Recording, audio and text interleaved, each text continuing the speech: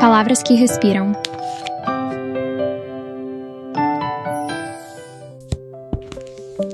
It ends with us. Colleen Hoover. É assim que acaba. Capítulo 17.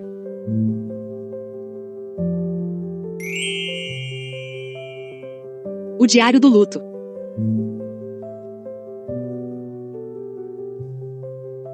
Sente-se confortavelmente e respire fundo comigo. Se desligue um pouco das correrias, das preocupações e dos barulhos do mundo lá fora e se prepare. Porque o capítulo anterior nos trouxe aquele encontro tenso e ao mesmo tempo emocionante na floricultura. Mas o que nos espera agora vai cavar ainda mais fundo nas memórias mais guardadas da Lily. Fica aquela sensação incômoda no peito, um nó na garganta que custa passar, tentando processar tudo que ela esconde do mundo. O impacto dessa situação fica ainda maior quando a gente percebe que para entender o presente e as escolhas que ela faz agora com o Riley, nós precisamos mergulhar de cabeça no dia mais bonito e ao mesmo tempo, mais devastador da adolescência dela com o Atlas. Mas antes de descobrirmos juntos os segredos dessas páginas que mexem tanto com os nossos sentimentos mais profundos, eu quero te pedir um favorzinho bem especial, de coração para coração. Se você sente que essas histórias ganham vida quando são contadas assim, com calma, com carinho, com a alma e com sensibilidade, deixa o seu like aqui embaixo. Se inscreve no canal para fazer parte da nossa família e compartilha esse vídeo com alguém que você sabe que também ama uma literatura que pulsa, que machuca e que faz a gente refletir sobre as nossas próprias cicatrizes. O apoio de cada um de vocês, cada pequeno gesto, é o que mantém o nosso espaço vivo, aquecido e aconchegante para todos nós.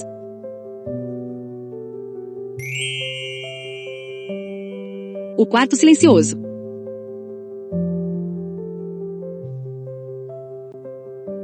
Para a gente se situar perfeitamente no tempo e na atmosfera da história. Se você bem se lembra, no nosso último encontro o Atlas foi até a floricultura, pediu desculpas pelo confronto e deixou o seu número de telefone escondido atrás da capinha do celular da Lily, além de entregar um presente guardado por 3 longos anos. O livro autografado pela Ellen DeGeneres com a célebre frase "Continue a nadar". A Lily terminou chorando com a testa apoiada na capa. E é exatamente carregando essa atmosfera de segredos escondidos e de um isolamento profundo, que nós abrimos as páginas do capítulo de hoje. A narrativa nos joga para dentro de uma noite solitária. A Lily nos conta que chega em casa depois das 19 horas, exausta. O Riley havia ligado para ela 1 hora antes, avisando que não passaria a noite no apartamento. Ele explicou que a cirurgia de separação dos gêmeos siameses, usando aquele palavrão médico que a Lily confessa nem lembrar, foi um completo sucesso, mas, por segurança e para monitorar qualquer eventualidade, ele precisava passar a noite de plantão no hospital. A Lily entra, então, em um apartamento completamente silencioso, e a forma como ela descreve esse momento é quase sufocante. Ela veste o seu pijama em silêncio, come um sanduíche em silêncio. Depois, deita-se em um quarto silencioso e abre o livro que ganhou do Atlas, esperando desesperadamente que aquelas páginas silenciem o turbilhão de sentimentos que está queimando no seu peito. E o mais curioso nisso tudo é que depois de passar 3 horas seguidas mergulhada na leitura, os sentimentos pesados dos últimos dias aos poucos vão ficando para trás, como se a literatura fosse o seu único anestésico. Ela coloca o marcador na página onde parou, fecha o livro e fica encarando a capa por um bom tempo. Ela pensa no Riley. Ela pensa no Atlas, e ela nos revela um pensamento profundo. Pensa que às vezes, por mais que você esteja absolutamente convencida de que a sua vida vai seguir um rumo exato, toda a certeza do mundo pode sumir com uma simples e inesperada mudança de maré. Movida por essa nostalgia dolorosa, a Lily se levanta, pega o livro que o Atlas lhe deu e o guarda no armário, bem ao lado dos seus antigos diários da adolescência. Em seguida, as suas mãos buscam o diário que ela escreveu em formato de cartas para a apresentadora Ellen DeGeneres, aquele caderno cheio de fantasmas e lembranças. Ela sente que finalmente chegou a hora de ler o último texto que escreveu na juventude. Ela precisa ler para conseguir fechar aquele capítulo da vida de uma vez por todas. Ela abre a página, e nós somos transportados para a carta que diz: "Querida Ellen". Na carta, escrita quando ela tinha 16 anos, a Lily confessa que na maior parte do tempo, fica feliz por a Ellen não saber que ela existe e por nunca ter enviado aquelas cartas pelo correio. Mas ela assume que especialmente naquele dia, queria que a Ellen a conhecesse, porque ela precisava desesperadamente de alguém com quem conversar sobre tudo o que estava sentindo. Ela revela que já fazia 6 longos meses que não via o Atlas, e não fazia a menor ideia de onde ou como ele estava desde que ele se mudará para Boston. Ela achava que a despedida na casa abandonada seria a última vez que o veria, mas ela conta que o viu uma vez mais, semanas mais tarde, justamente no dia do seu aniversário de 16 anos. Um dia que se tornou o melhor da vida dela, e logo em seguida, o pior.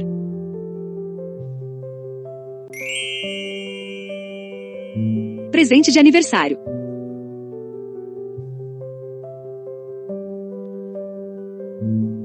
A Lily jovem nos conta na carta que fazia exatamente 42 dias que o Atlas tinha ido embora. Ela contou cada um daqueles dias no calendário, como se esse sofrimento fosse ajudar de algum modo, pois estava profundamente deprimida. Para mim, o peso dessa cena está justamente quando a Lily reflete sobre a diferença entre o amor jovem e o amor adulto. As pessoas diziam para ela que adolescentes não sabem amar como os adultos, e ela até acreditava que o amor adulto deve ter mais conteúdo, maturidade, respeito e responsabilidade. Porém, ela escreve uma frase que mexe com as nossas estruturas. Ela diz que por mais que o conteúdo do amor mude com a idade, o amor precisa ter o mesmo peso. Dá para sentir esse peso nos ombros, na barriga e no coração, não importa a idade. E os sentimentos dela pelo Atlas eram pesados demais. Toda noite, ela chorava até dormir e sussurrava para si mesma, continue a nadar. Mas nos confessa que é muito difícil nadar quando você se sente completamente ancorada e presa dentro d'água. Ela percebe que estava passando pelas fases clássicas do luto, negação, raiva, negociação, depressão e aceitação, sendo que a tristeza a esmagou na noite do seu aniversário de 16 anos. A mãe dela até se esforçou para que o dia fosse bom, comprou instrumentos de jardinagem de presente, fez o seu bolo favorito e as duas saíram para jantar sozinhas. Mas quando a Lily se deitou na cama à noite, o choro veio no escuro do quarto. Foi nesse momento que ela ouviu uma batida leve na janela. No início, achou que era apenas a chuva que tinha começado a cair, mas o que ela não imaginava era o sacrifício que estava por trás daquele som. O Atlas não apareceu ali por acaso. Mesmo morando longe em Boston e enfrentando imensas dificuldades financeiras, ele planejou essa visita em segredo. Ele guardou cada centavo que conseguiu e enfrentou horas de uma cansativa viagem de ônibus, cruzando a distância entre as cidades, apenas porque o seu coração não o deixava esquecer aquela data. Ele sabia o quanto a Lily se sentia sozinha e não suportava a ideia de deixá-la desamparada no seu aniversário. Ele voltou por pura urgência de alma, guiado pela saudade e pela necessidade de olhar nos olhos da única pessoa que estendeu a mão para ele quando o resto do mundo lhe deu as costas. Quando a Lily ouviu a voz dele sussurrando, o seu coração disparou. Ela pulou da cama, correu até o vidro e viu o Atlas parado lá fora, com o rosto marcado pelo cansaço da longa jornada, mas sorrindo para ela com o amor mais puro do mundo. Ela levantou a janela, ajudou o menino a entrar e ele a escreveu em um abraço apertado, segurando-a por muito tempo enquanto ela chorava no seu peito. A Lily lembra que o Atlas estava tão cheiroso e que tinha ganhado alguns quilos muito necessários nessas 6 semanas em Boston, mostrando que estava conseguindo se alimentar. Ele se afastou de leve e com os dedos enxugou as lágrimas das bochechas dela, perguntando por que ela estava chorando. A Lily sentia vergonha. Aquele tinha sido o mês em que ela mais chorou na vida, uma mistura de hormônios, o estresse de ver o pai agredir a mãe e a dor daquela ausência. Ela pegou uma camisa que estava jogada no chão para secar os olhos e os dois se sentaram na cama, com o Atlas se encostando na cabeceira e puxando a Lily para o seu colo. Ela perguntou o que ele estava fazendo ali, correndo tanto risco, e o Atlas respondeu de um jeito que derrete o coração. Disse que era o aniversário dela, que ela ainda era a pessoa preferida dele no mundo e que ele estava morrendo de saudades. Eles começaram a conversar e o tempo voou. E aqui o livro faz uma coisa muito interessante, porque no meio daquela conversa, o tom do Atlas ficou sério. Ele segurou o rosto da Lily para que ela o olhasse bem nos olhos, porque queria lhe contar uma verdade que ela não sabia sobre ele, e que ele nunca admitiria a ninguém. A Lily achou que ele ia dizer que tinha encontrado uma namorada ou que ia se alistar mais cedo, mas o que ele disse a chocou profundamente.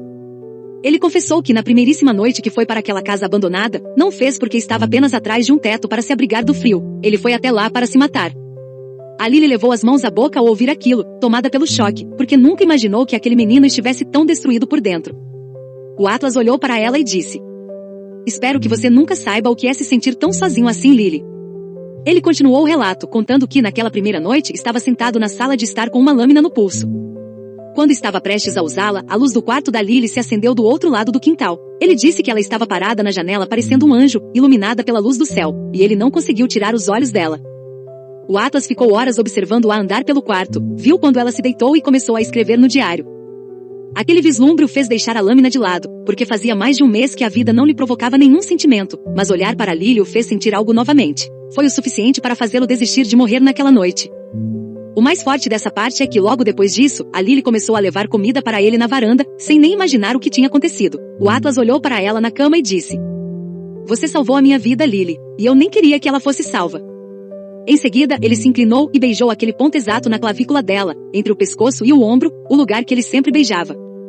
A Lily confessa que não gostava de quase nada no seu próprio corpo, mas depois dos beijos do Atlas, aquela área se tornou a parte que ela mais amava em si mesma. Era mais de meia-noite quando ela olhou outra vez para o relógio. A Lily diz que nem lembrava sobre o que conversaram depois, mas lembrava perfeitamente de como se sentiu. O Atlas parecia feliz, e havia um brilho nos olhos dele que ela nunca tinha visto antes. Parecia que finalmente ele estava encontrando o seu lar e o seu lugar no mundo. Na carta, a Lily diz para Ellen que, como a Ellen é adulta, ela sabe muito bem o que aconteceu nas 2 horas seguintes naquela cama, mas que ela não se sentia à vontade para detalhar no diário. Ela resume dizendo apenas que eles se beijaram muito, riram muito, amaram muito, e respiraram muito, muito mesmo.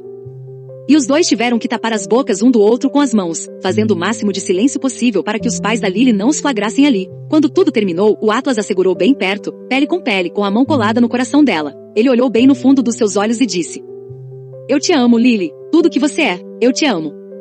A Lily reflete que essa palavra é muito repetida por adolescentes de forma prematura e sem valor, mas quando o Atlas disse aquilo, ela sabia que não era apenas "estou apaixonado." O impacto dessa frase fica ainda maior quando a gente entende a metáfora que o Atlas quis usar. Imagine todas as pessoas que a gente conhece ao longo da vida.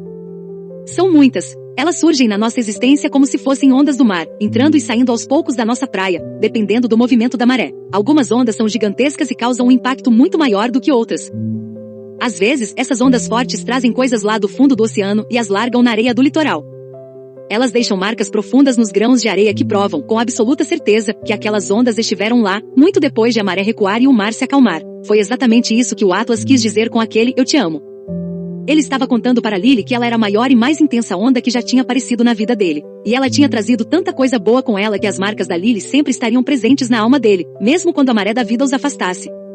Depois de se declarar, ele entregou o presente de aniversário dela, uma pequena sacola marrom amassada, dizendo que não era nada demais, mas era tudo que ele tinha conseguido comprar com o pouco dinheiro que tinha. A Lily abriu e se deparou com o melhor presente que já ganhou na vida. Um ímã de geladeira que dizia Boston em cima e embaixo com letras bem pequenas, a frase "onde tudo é melhor." Ela prometeu que guardaria para sempre e pensaria nele toda vez que olhasse para o objeto.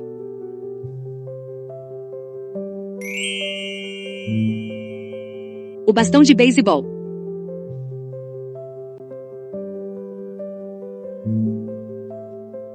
A Lily escreve no diário que o seu aniversário tinha sido o melhor dia da sua vida até aquele exato segundo, porque os minutos seguintes se transformaram em um filme de terror. Como ela não estava esperando o Atlas, ela não pensou em trancar a porta do quarto por dentro. O pai dela, que andava pela casa, escutou a voz da Lily conversando com alguém no quarto. Ele escancarou a porta de madeira e ao encontrar o Atlas deitado na cama com a sua filha, ele ficou tomado por uma fúria e uma violência que a Lily nunca tinha visto antes na vida. E o Atlas estava em total desvantagem, pego de surpresa, sem roupas e totalmente despreparado para a brutalidade que veio a seguir. E foi aí que eu comecei a sentir que o mundo da Lily tinha desabado para sempre. Ela confessa que nunca vai esquecer aquela cena enquanto estiver viva. Ela ficou paralisada, sem poder fazer absolutamente nada, enquanto seu próprio pai golpeava o corpo do Atlas repetidamente com um bastão de beisebol pesado. O som terrível dos ossos do menino se quebrando no quarto foi a única coisa que ela conseguiu ouvir acima dos seus próprios gritos desesperados por socorro. Ela ainda não sabia quem tinha chamado a polícia, tinha quase certeza de que fora sua mãe, mas já tinham se passado 6 meses daquela noite e as duas nunca tiveram coragem de tocar no assunto. Quando as viaturas da polícia finalmente apareceram no quarto e os policiais arrancaram o pai de cima do menino, a Lily nos conta que sequer conseguiu reconhecer o rosto do Atlas de tão ensanguentado, inchado e destruído que ele estava. A Lily ficou completamente histérica. O choque foi tão violento que os médicos não tiveram apenas que levar o Atlas de ambulância para a emergência. Eles precisaram chamar uma segunda ambulância às pressas para socorrer a Lily, porque ela entrou em um colapso e não conseguia respirar. Foi o primeiro e o único ataque de pânico que ela teve em toda a sua vida. Nos dias seguintes, ninguém no hospital ou na polícia queria lhe dizer onde o Atlas estava ou se ele tinha sobrevivido aos ferimentos. E o pior de tudo, o pai dela sequer foi preso ou processado pelo crime bárbaro que cometeu. A máquina social da cidade espalhou a notícia distorcida de que o Atlas era um vagabundo que estava invadindo a casa, e o pai da Lily foi venerado pela vizinhança como um herói local, um pai de família corajoso que salvou a filhinha em defesa das garras de um mendigo sujo que a tinha manipulado para conseguir sexo e comida. O pai disse para Lily que ela tinha envergonhado o nome da família, dando motivos para a cidade inteira fofocar pelas costas, e ela conta que até aquele dia, 6 meses depois, as pessoas no colégio ainda falavam sobre isso. Naquela mesma manhã, ela tinha escutado uma menina chamada Kate dizer no ônibus escolar que tinha tentado alertar a Lily sobre o Atlas, dizendo que sabia que ele era uma má influência e um perigo desde o primeiro momento. A Lily escreve que aquilo era uma mentira absurda. Se o Atlas estivesse ali com ela no ônibus, ela provavelmente teria ficado quieta e agido com a maturidade que ele sempre tentou lhe ensinar, mas a raiva foi maior. A Lily se virou no banco do ônibus e mandou a Kate ir direto para o inferno, gritando que o Atlas era um ser humano 1000 vezes melhor do que a Kate jamais seria e que, se a escutasse falar mal dele de novo, ela iria se arrepender amargamente. A Kate apenas revirou os olhos e disparou o preconceito da cidade. Meu Deus, Lily, esse garoto te fez uma lavagem cerebral, foi? Ele era um mendigo sujo, um ladrão que provavelmente usava drogas e te usou por comida e sexo, e agora você fica aí defendendo ele? A Lily conta que a Kate deu a sorte de o ônibus chegar no ponto da casa dela bem naquele segundo. Ela pegou a mochila, desceu correndo, trancou-se no quarto e passou 3 horas seguidas chorando até a cabeça latejar de dor. Ela sabia que a sua mente só ficaria melhor se ela finalmente colocasse toda aquela podridão para fora nas páginas do diário, algo que ela vinha evitando fazer há 6 meses por pura dor. Ela termina a carta dizendo: sem querer ofender, Ellen, mas a minha cabeça e o meu coração continuam doendo muito. Acho que vou passar um longo tempo sem escrever para você, porque lembrar dele dói demais. Até o Atlas vir atrás de mim como prometeu, eu vou apenas fingir que está tudo bem. Vou continuar fingindo para o mundo que estou nadando quando na verdade, eu só estou boiando na superfície, quase sem conseguir manter a cabeça fora d'água. Com amor, Lily. Tatuagem.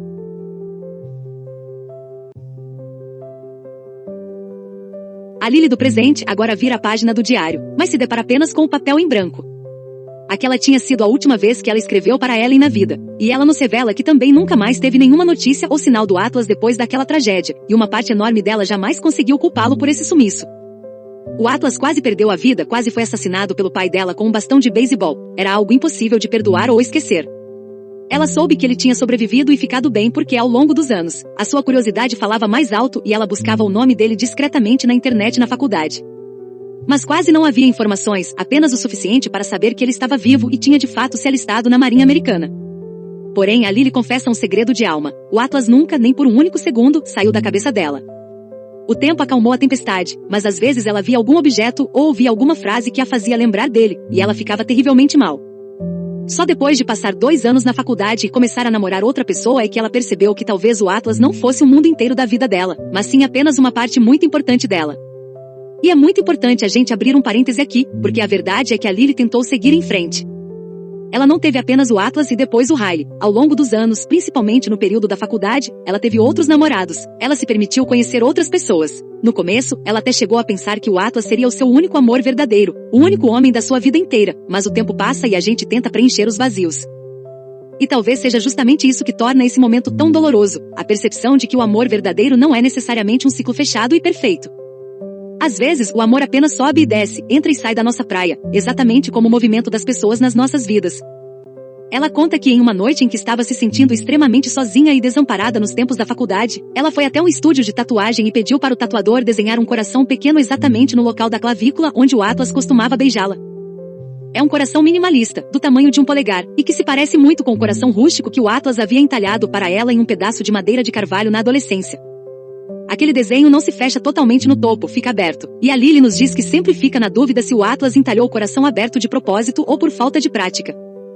Porque é exatamente dessa forma aberta e incompleta que o coração da Lily se sente toda vez que ela pensa nele. Parece que tem um buraco ali dentro, deixando todo o ar e a vida escaparem. Ela explica que depois que se formou na faculdade, ela acabou se mudando de mala e cuia para Boston. Não necessariamente porque estivesse procurando pelo Atlas ativamente ou esperando encontrá-lo em cada esquina, mas porque ela precisava ver com os seus próprios olhos se a promessa dele era real, se Boston era mesmo um lugar melhor para se viver. Além disso, não havia mais nada para ela na sua cidade natal de Pletora, e ela queria ficar o mais longe possível da sombra do seu pai. Mesmo ele já tendo falecido, a herança de dor que ele deixou e a sua lembrança ainda lhe causavam ânsias de estômago e uma necessidade desesperada de escapar do estado do Maine de uma vez por todas. E foi exatamente o que ela fez ao arrumar as malas logo após o funeral. Tem uma coisa nessa cena que me deixou muito pensativa, porque a Lily faz uma reflexão muito madura sobre o reencontro atual.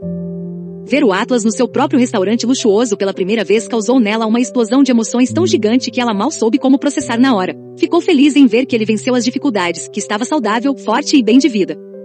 Mas ela abre o coração para o público e confessa que estaria mentindo de forma deslavada se dissesse que não ficou um pouco magoada e com o orgulho ferido por ver que ele cumpriu a promessa de ter uma vida boa em Boston, mas nunca, em todos esses anos, tentou procurá-la ou ir atrás dela como havia prometido na cama do quarto. Ela nos diz com todas as letras: eu amo, ainda amo o Atlas e sempre vou amar. Ele foi uma onda gigantesca que quebrou na minha praia e deixou marcas eternas na minha vida, e eu vou sentir o peso desse amor antigo até o dia da minha morte. Eu já aceitei esse fato dentro de mim. Mas ela pondera que agora as coisas no presente são completamente diferentes. Hoje, depois que o Atlas saiu do escritório da floricultura e a deixou sozinha, ela passou horas pensando no destino dos dois. E ela chegou à conclusão de que as vidas deles estão exatamente onde deveriam estar. Ela tem o Riley, Atlas tem uma namorada. Ambos conseguiram batalhar e construir as carreiras de sucesso que sempre sonharam na juventude. Ela reflete, com uma poesia triste e linda, que só porque eles não terminaram juntos na crista da mesma onda, não significa que eles deixaram de ser parte do primeiríssimo e mesmo oceano. As coisas com Riley ainda são muito recentes e novas, mas ela garante para si mesma que o que sente por ele é tão intenso, avassalador e forte quanto o que sentia pelo Atlas no passado.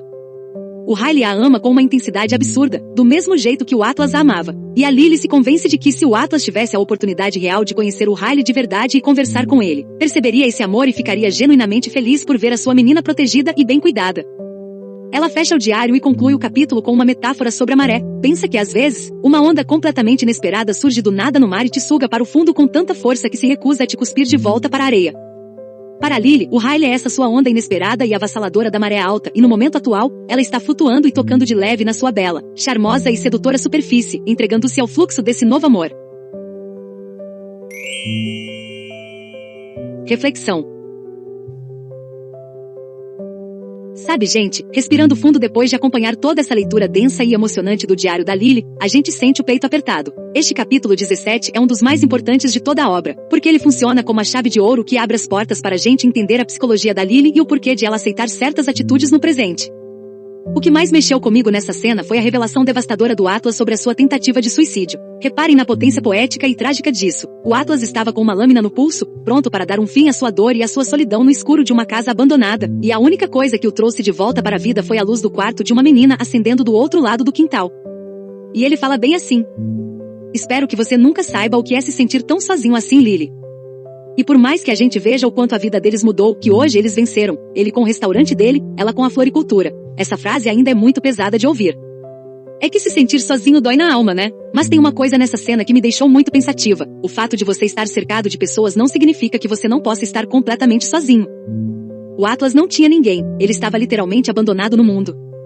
Já a Lily tinha pai, tinha mãe, morava em uma casa com uma família estruturada, mas a presença deles ali era tão insuficiente que parecia nada. Ela era tão solitária quanto ele. No fundo, o encontro de almas deles dois aconteceu justamente por causa disso.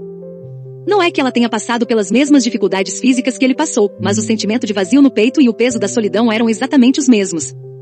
A Lily era, literalmente, um anjo iluminado na janela dele. Sem saber, apenas existindo e escrevendo no seu diário, ela salvou aquele menino da morte. E isso cria entre os dois um vínculo que não é um romance comum de colégio, é um pacto de sobrevivência. Eles fundiram as suas almas no meio do inferno. Para mim, o mais forte dessa parte aqui, é que quando ele olha para ela e diz: você salvou a minha vida, Lily, e eu nem queria que ela fosse salva. Isso me cortou por dentro de um jeito que eu mal consigo colocar em palavras. Eu acho que quando a gente entende o sentimento de alguém, a gente se padece daquilo e sente a dor junto por pura empatia. E por mais que a gente saiba que a dor de uma pessoa nunca é igual à de outra, mesmo que os fatos sejam os mesmos, a nossa empatia cresce mutuamente quando o sofrimento do personagem esbarra em algo que a gente também já viveu na pele. Essa confissão do Atlas é um padecer muito genuíno, mas essa frase final dele, dizendo que não queria ser salvo, me atingiu com uma força absurda porque eu também já tive esse sentimento na vida. E quando a gente vê alguém negar o socorro, a gente só começa a entender que essa negação, no fundo, não é porque a pessoa não quer ser ajudada, mas porque ela acha que não tem mais nada que possa ser feito. Ou seja, ela não vê, ela não consegue enxergar que mesmo na dor, algo ainda de bom ainda pode acontecer. E quando uma pessoa chega a esse ponto extremo de pensar em autoextermínio, é porque a pessoa já apanhou tanto do mundo, que as esperanças se esvidem, e que simplesmente não tem mais forças para continuar lutando. No pensamento de quem está passando por esse escuro, não é que a pessoa cansou da vida em si ou que ela não queira viver coisas boas, é que ela simplesmente não quer mais sofrer. Ela não quer mais que essa dor latente dentro dela continue pulsando. Ela infelizmente ainda não consegue ver uma saída. E talvez seja justamente isso que torna esse momento tão doloroso, porque a gente compreende que quando uma pessoa chega a esse ponto extremo de pensar em autoextermínio, não é porque ela cansou da vida ou que não tenha vontade de viver coisas boas. Na verdade, o que ela quer é somente cessar a dor. É como se ela estivesse presa no fundo do poço. Em uma breve analogia seria algo como uma pessoa que está dentro de um poço, ela olha para cima buscando ver a claridade, buscando encontrar a luz que a gente deseja, certo? Mas como ela sente muita dor e não tem esperança de que algo bom está por vir, ela não consegue enxergar essa luz que existe no alto, ou seja, que existe acima dela. E o problema é que quando a noite chega, a escuridão toma conta de tudo. E essa mesma escuridão se mescla com essa falta de luz, essa falta de esperança que ela até tenta, mas não encontra quando está ali dentro. E essa completa escuridão misturada, fundida com essa falta de luz que ela já não enxergava quando tentava buscar olhando para cima, a faz viver no escuro para todo sempre. Então a dor latente se prolonga, se torna repetitiva. Essa dor se parece ser infinita. E é essa dor, quando a gente acha que é infinita, é o que faz a gente não ter mais o desejo pela vida. O grande problema é que quando a pessoa está nesse estado de extrema vulnerabilidade, dor e sofrimento, mesmo que esteja de dia, ela não consegue enxergar luz nenhuma, virando um ciclo contínuo e eterno na cabeça dela. E não tem como culpar essa pessoa por não conseguir sair dali. Porque toda vez que ela olha para cima, essa escuridão se mistura com a falta de esperança, criando uma névoa tão densa que a impede de enxergar que existe um mundo fora daquele poço. Entendem o que eu quero dizer? Essa falta de perspectiva cega a pessoa e tira tudo da frente dos seus olhos, porque o único pensamento que resta, o eco contínuo na mente é: faça isso parar, faça isso parar. Ela simplesmente não vê mais nenhuma luz no fim do túnel. O que ela busca no fundo é aniquilar o que está sentindo. Ou seja, ela não quer cessar a própria vida. O que ela quer cessar é essa dor contínua. E na cabeça dela, a ideia de que a vida chegue ao fim surge como a única forma de cessar esse sofrimento. É igualzinho ao que a gente sempre escuta quando alguém falece depois de enfrentar uma batalha dolorosa contra uma doença grave, quando as pessoas dizem: "Ah, fulano finalmente descansou." Esse descanso que muitos buscam no momento do desespero é exatamente esse mesmo alívio de alma, um descanso para um sofrimento que se tornou impossível de suportar.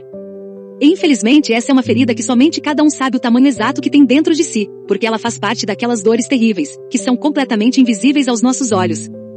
Então, da mesma forma que a pessoa olha para cima, procurando enxergar a luz lá no alto, da mesma forma, o Atlas acabou encontrando aquela luz no quarto da Lily. Porque é engraçado como às vezes a gente tenta ajudar alguém de todas as formas e essa pessoa não quer ajuda. Ela simplesmente não quer aceitar a nossa ajuda, não quer aceitar a ajuda de ninguém. E sabe por que isso dói na minha alma? Isso dói, não por ter sido recusada uma oferta de ajuda. O que dói é ver o sofrimento da pessoa. Ali na nossa frente a gente fazendo de tudo para poder ajudar, e ao mesmo tempo, não conseguindo. E se a gente não se cuidar, às vezes a gente nem se dá conta, mas a gente acaba entrando no mesmo poço que a gente está tentando ajudar a pessoa a sair. E essa parte da história do Atlas foi muito bem pontuada por isso, porque ele, felizmente, conseguiu ver essa luz no meio do seu momento mais escuro. No caso dele, essa luz era a janela do quarto da Lily acendendo do outro lado do quintal, e é por isso que ele guarda uma gratidão eterna por ela. É aquela velha verdade, né? Às vezes a ajuda e o socorro vêm justamente de quem a gente menos espera. Mas para mim, o melhor de tudo, o que traz o maior acalento para o nosso peito, é quando essa luz consegue acender para cada um de nós, antes que seja tarde demais. Outro ponto aqui que gostaria de tocar é nessa vida presente da Lily, sabe? Sobre o vida presente da dela com Riley. Porque a Lily vivenciou na pele o trauma de ver o próprio pai espancar o homem que ela amava com um bastão de beisebol até quebrar os seus ossos, enquanto a sociedade acobertava o crime e transformava o agressor em um herói de família. A gente percebe que a Lily vivenciou na pele o trauma de ver o próprio pai espancar o homem que ela amava com um bastão de beisebol até quebrar os seus ossos, enquanto a sociedade acobertava o crime e transformava o agressor em um herói de família. E olha, aqui, eu só gostaria de dizer uma coisa muito importante que é o seguinte. A Lily sabia muito bem o temperamento do pai e com certeza tinha noção de todos os riscos que estava correndo até ali, isso é óbvio. Mas assim, agora vamos ser bem sinceros aqui também, né? Eu tenho certeza de que nenhum pai no mundo gostaria de abrir a porta do quarto da sua filha adolescente e dar de cara com um rapaz ali dentro, naquela situação. Dá para entender perfeitamente o motivo da raiva, da frustração e do choque do pai da Lily. Ela era uma jovem, morava sob o teto dele e existia uma regra, um respeito pela casa que precisava ser mantido. E isso independentemente de quem o Atlas era. Porque como a gente bem sabe, ele é uma pessoa maravilhosa. Mas isso com certeza não viria ao caso no milésimo de segundo em que aquele pai abre a porta do quarto e dá de cara com a filha com outro cara. Certo? Ainda mais nas condições em que eles estavam ali no momento, ou seja, os dois sem roupas, pegos totalmente de surpresa na cama. É super entendível e totalmente compreensível, digamos assim, a raiva, o choque e a frustração do pai dela, entende? Qualquer pai de família sentiria o mundo girar e perderia a cabeça naquele exato instante. A revolta dele faz sentido. O problema imperdoável é que o cara quebrou o menino na paulada, sabe? É aí que entra o perigo real da violência cega, porque o Atlas poderia muito bem ter saído dali sem vida. O sentimento de raiva do pai é compreensível, mas a atitude brutal dele foi monstruosa. A Lily cresceu respirando o oxigênio da mentira social, onde a violência doméstica é escondida atrás de fachadas bonitas e desculpas convenientes. Então, o impacto dessa situação fica ainda maior quando a gente vê a Lily no presente aceitando a mentira do Riley sobre o tombo no azeite na mesa do restaurante. A gente compreende que ela acabou tomando a mesma atitude que a mãe dela. A Lily infelizmente se viu na mesma situação que a mãe. E talvez não por ter sido moldada como a mãe, mas talvez agora ela tenha compreendido que o silêncio é a única forma de manter o castelo de pé. E para fechar essa nossa conversa pesada de hoje, reparem na beleza e ao mesmo tempo, no perigo da metáfora final que ela faz sobre o Riley ser a sua onda inesperada. A Lily quer tanto, mas tanto acreditar que o seu casamento é o seu porto seguro, que ela se convence de que o Riley e o Atlas são apenas ondas diferentes do mesmo oceano. Ela decide guardar o diário, aceitar que o amor pelo Atlas estará nela até a morte, mas escolhe se entregar à superfície sedutora do Riley. Mas e aí, será que a Lily está flutuando em águas seguras, ou ela só está nadando direto para o meio de uma nova tempestade? Deixem aqui embaixo seus pensamentos nos comentários, para eu ler e acolher cada um de vocês. O que você sentiu ao descobrir que a Lily salvou a vida do Atlas naquela primeira noite? E o que você acha dessa decisão dela de tentar esquecer o passado e focar apenas no Riley? Vamos conversar, vamos debater com respeito, com empatia e acolher uns aos outros nessas reflexões tão difíceis, tão profundas e tão humanas, porque este aqui é, e sempre será, o nosso espaço seguro, o nosso refúgio ou lugar de desabafo.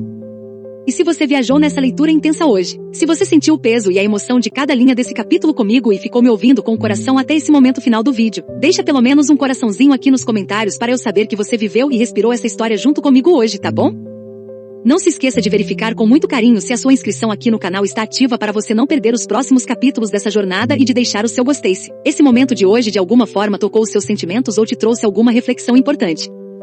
Aos poucos, a nossa comunidade vai crescendo no seu próprio tempo, sem pressa, passo a passo, e mais corações apaixonados por histórias profundas, humanas, e às vezes dolorosas porém intensas, encontram um lugar de paz, e sempre de muito respeito e de voz para pousar aqui com a gente. Muito obrigado mesmo, de verdade, por dividirem esse momento comigo hoje.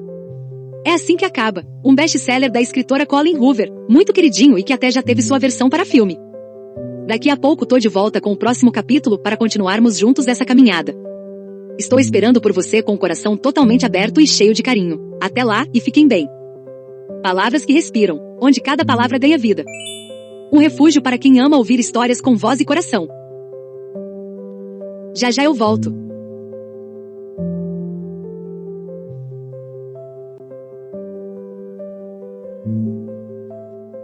Continua.